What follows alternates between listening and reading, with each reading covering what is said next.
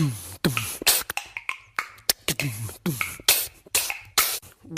two, get down.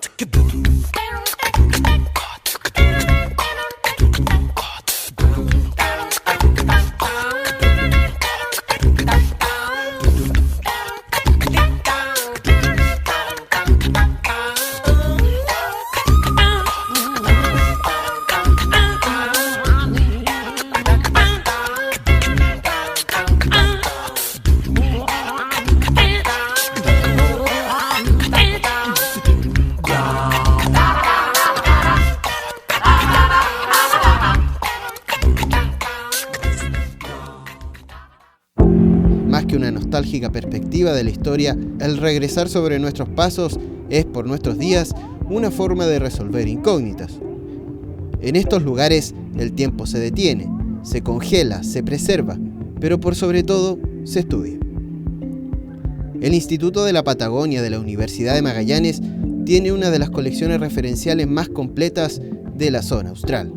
Colecciones biológicas sobre botánica, zoología terrestre, mamíferos, aves e invertebrados marinos, arqueología, antropofísica, paleontología, foraminíferos y macrofósiles, además de registros fotográficos e imágenes de Magallanes.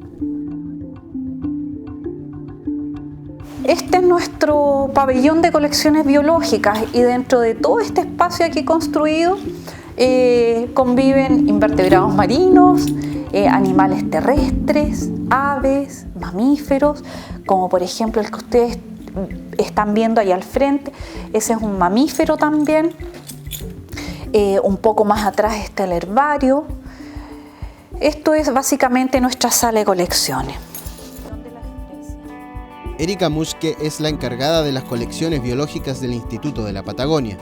En este lugar encontramos una serie de especies marinas y terrestres que ofrecen a los investigadores la información referencial precisa para realizar sus trabajos. Esta sala de colecciones, como todas las salas de colecciones, las tratamos de mantener en condiciones medianamente estándar de temperatura, sin humedad.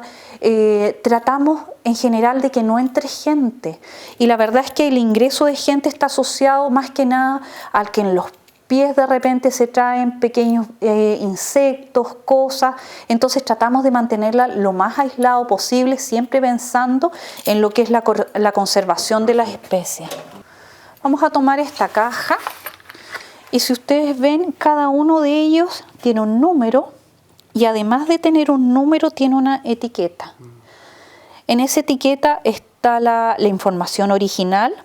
Dentro, si tú ves, también hay un papel.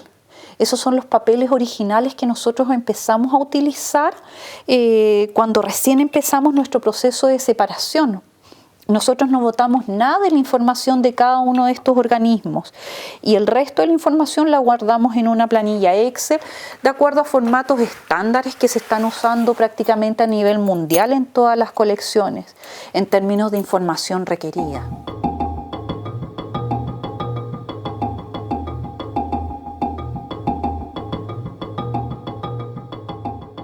Esta es una estrella que vive a 400 metros bajo el nivel del mar.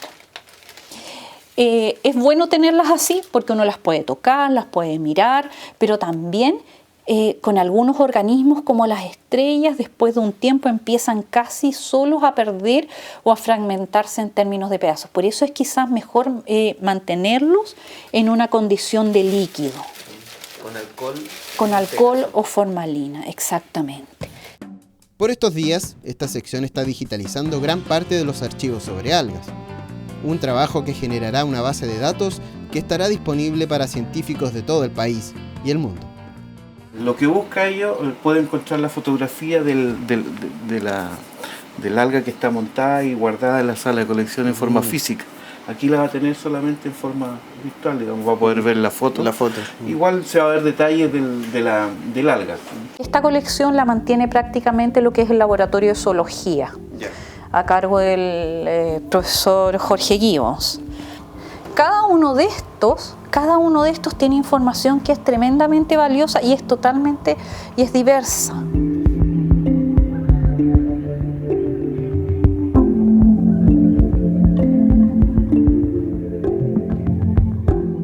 Este herbario herbario es un herbario reconocido internacionalmente. Este tiene un número que todo el mundo lo reconoce como tal, porque de hecho es el herbario más completo de plantas en Patagonia.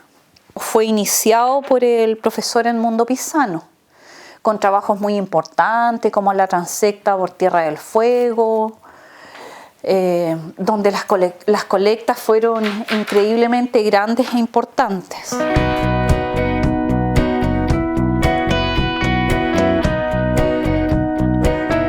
Aquí hay un Hymenophyllum nahuelhuapensis, pero la verdad es que también existe un Hymenophyllum magellanicum. Entonces, ¿cómo puedes tú identificar qué planta es si no tienes un material de referencia o bien no cuentas, menos aún con la descripción original? Esa es la importancia de las colecciones. De las colecciones propiamente tal. No solamente el darle un nombre, saber qué especies estaban, cuáles existían. Si existe un proceso de cambio climático, ¿cómo determinas tú que hay un cambio climático? Esa especie nunca estuvo, su número fue disminuyendo a través del tiempo. Si hay una introducción de especies y una especie invasora comienza a colonizar y a ser competitiva con otra, ¿cómo logras saber quién era quién, dónde estaban, cuántos habían? Su diminuto tamaño no se compara con su importancia. Encontrarlos no es fácil, al igual que el tesoro que esconden. Estos microfósiles son los principales indicadores de la existencia de petróleo en las capas más profundas de la Tierra. Los fósiles se encuentran dispersos en el ambiente terrestre, me refiero a los continentes, sobre los continentes, porque son restos de animales que han muerto, ¿verdad? Y han quedado sus huesos desperdigados en una zona, ¿no es cierto? Y se van tapando, cubriendo con sedimentos. Pero en el caso de los microfósiles es al revés, porque son tan chiquititos, ¿verdad? Tan chiquititos que tú basta con que raspes un poco la roca y te lleves una muestra al laboratorio, y allí en el laboratorio lo que tienes que hacer es un trabajo de separar lo que es roca de lo que es el organismo mismo. Son protozoos marinos, ¿verdad? Son elementos unicelulares y que tienen la gracia de tener un caparazón calcáreo. Entonces cuando el bichito muere, el caparazón se va al fondo. De formas muy curiosas y singulares, su recolección en la Patagonia chilena se atribuye a las exploraciones que realizó la Empresa Nacional del Petróleo, un trabajo que dio origen a este muestrario, empleado en la actualidad como referencia en la búsqueda de nuevos yacimientos de petróleo y gas natural. Esto de partida es importantísimo para encontrar petróleo. Van cambiando en el tiempo, pero con más rapidez y con mucho más formas que otros organismos. O sea, ellos necesitan menos tiempo para cambiar. Y además que los cambios se producen con pequeñas variaciones ambientales.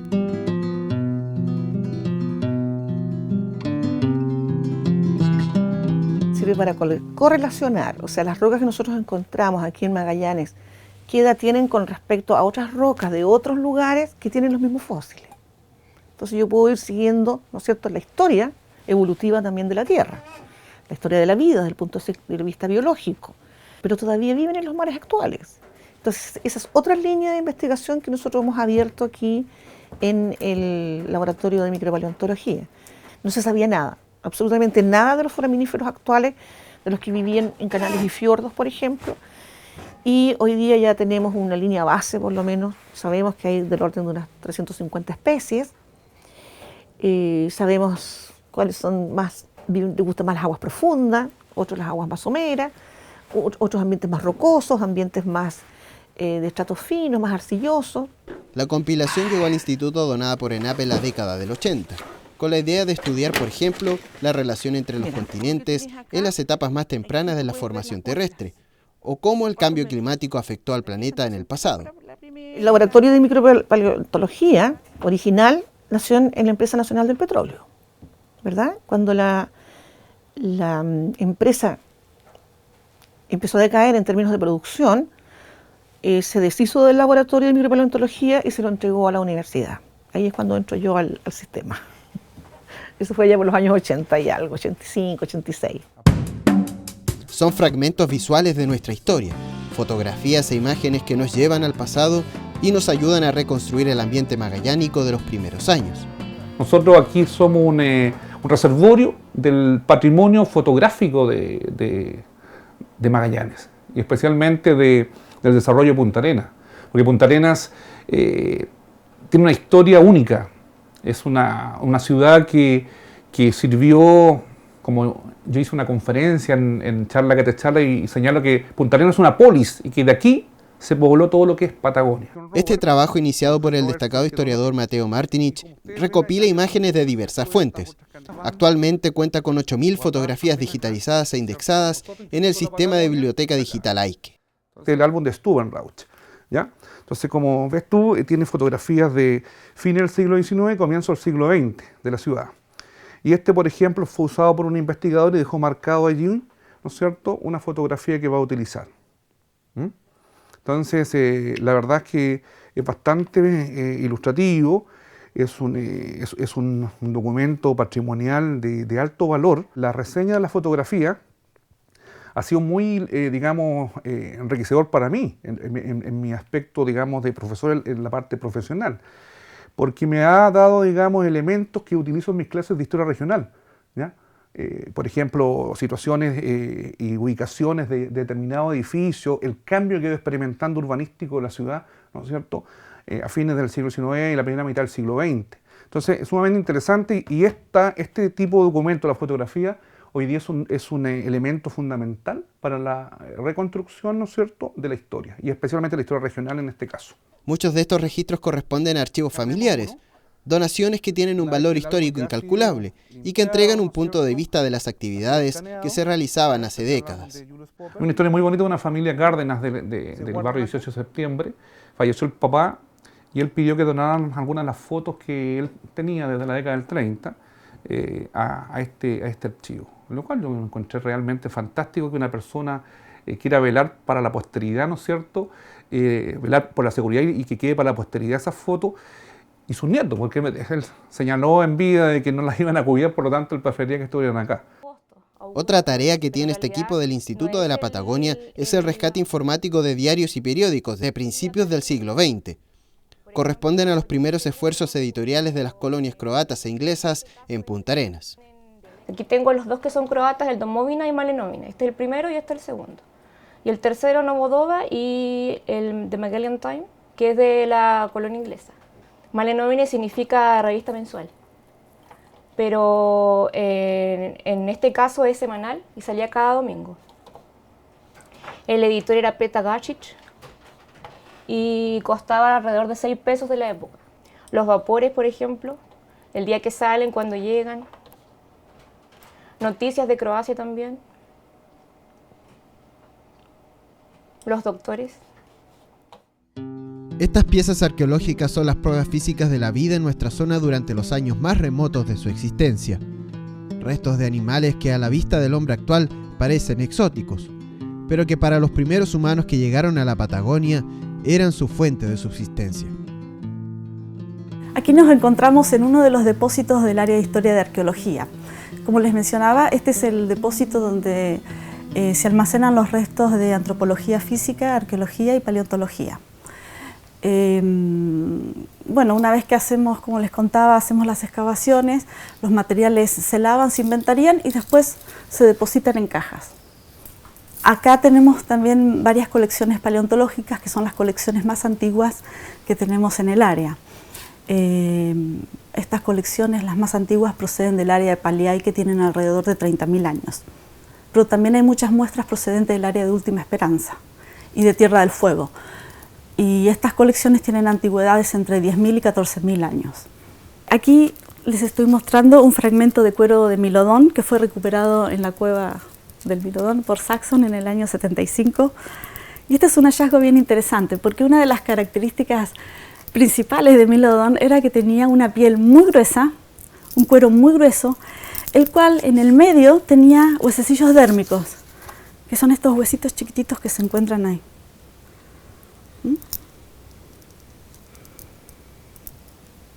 Y en la parte posterior tenía un pelo muy largo.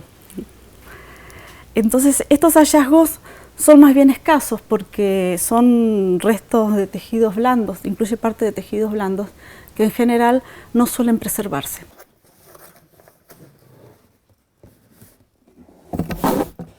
Muchas veces los carnívoros dejan las marcas de los dientes sobre los huesos. Entonces, este vino con una información adicional.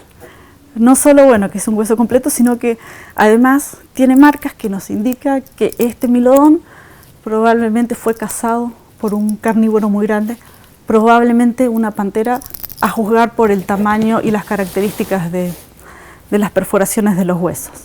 Aquí les estamos mostrando también un metapodio de Panthera oncamecembrina, que era un jaguar extinguido que desapareció hace 10.000 años. Este material también procede de Cueva del Milodón, y lo que quiero mostrarles acá es la presencia de tejidos blandos, de carne, de músculo pegado. Fabiana Martín y Flavia Morelo trabajan junto a su equipo para recuperar del pasado información importantísima para descubrir, por ejemplo, el estilo de vida de los primeros pueblos colonizadores del extremo más austral de América. Actualmente estoy desarrollando 2 grandes líneas de trabajo, aunque también ayudo en otros proyectos. El primero tiene que ver con la arqueología de 3 grandes islas fueguinas, que son Tierra del Fuego, Navarino e Isla Dawson.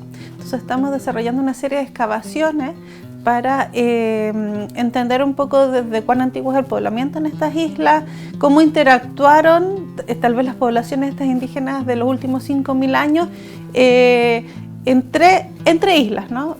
Pensando también que por lo menos para el siglo XIX y el XX sabemos que hay varias etnias que vivieron en esta zona, incluyendo algunas de las comunidades étnicas que todavía viven en la región, como los yaganes y los cahuascas.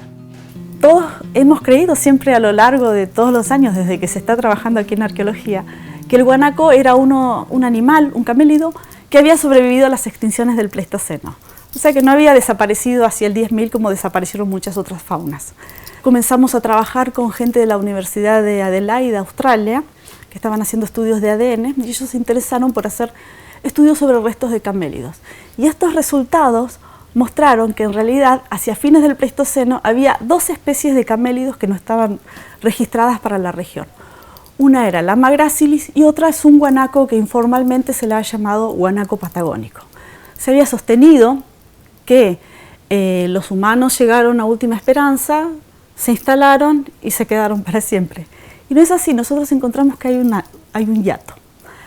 Entonces, bueno, eso tiene que ver la extinción de la megafauna, la desaparición de los humanos, tiene que ver con que al extinguirse estos 2 camélidos y los caballos, que eran las presas principales de los humanos, después no quedó ningún recurso disponible porque los guanacos aparecen más tarde. Por otra parte, hacia esa época avanzó mucho el bosque, y el bosque es un ambiente bastante pobre en recursos. Entonces, lo que parece haber es una discontinuidad ocupacional humana. Estudiar cómo coexistieron hombres y animales, los lugares que habitaron, cómo se alimentaban, sus actividades e historia, son fundamentales para proyectar su legado a las futuras generaciones. El anhelo tiene que pasar por justamente poder tener un espacio adecuado en algún momento para poder exhibir alguna de estas piezas, pero más que la pieza en sí, lo especial va a ser lo que nosotros podamos contar sobre esa pieza, y por lo tanto la museografía hace mucho en estos elementos o estos lugares donde uno puede adentrarse y conocer sobre el pasado como un centro visitante. No son obras de arte que se exhiben así nomás, tienen que tener una historia que pueda ser entendida por todos. Un trabajo que va más allá de excavar sitios específicos. Se analizan muestras, se catalogan y a partir de estos datos se intenta reconstruir el contexto del hallazgo. Los materiales no tienen valor como objetos en sí mismos, sino tienen valor porque son portadores de información. Y por eso también es que estas colecciones están disponibles para cualquier persona que quiera hacer investigaciones sobre ellas. El conocer sobre nuestro pasado también nos refuerza nuestro propio sentido de identidad, de pertenencia a un lugar, ayuda a generar raíces, un poco es asumir una herencia que es de todos los chilenos también. Estas colecciones no están abiertas al público en general, porque están pensadas para especialistas. pero parte de este patrimonio que posee el Instituto de la Patagonia conformará el futuro centro de visitantes y el centro de documentación. El centro de visitantes, primero hay que decir que es una antigua aspiración del fundador del instituto, don Mateo Martínez Veros, quien junto con el colega Alfredo Prieto empiezan a concebir la idea de un centro que pueda ser un nexo entre lo que es el Museo del Recuerdo más las otras actividades del Instituto de la Patagonia para ofrecer a la comunidad regional un espacio nuevo y que permita entregarles a ellos una de las acciones que son significativas como en la actividad científica del Instituto. Una construcción de un piso con 1000 metros cuadrados, con 3 zonas, una sala de exposiciones, cafetería y una aula de conferencias con capacidad para 80 personas. Tenemos que ser capaces de mostrar por un lado nuestro acervo patrimonial en términos de recursos naturales, la flora, por ejemplo, la fauna de los ecosistemas característicos de Magallanes en conjunto con los registros históricos y también los registros arqueológicos. Y también queremos ver la posibilidad de ofrecer registros paleontológicos que también han sido depositados en nuestras colecciones. La vista actual sufrirá algunas modificaciones para facilitar la llegada de turistas y visitantes, pero siguiendo la forma de combinar lo moderno con lo antiguo. La idea básica es que podamos mostrar de una manera ordenada, programada, el fruto del trabajo de más de 50 años, o prácticamente 50 años del Instituto en lo que se refiere a la recolección de este material valioso.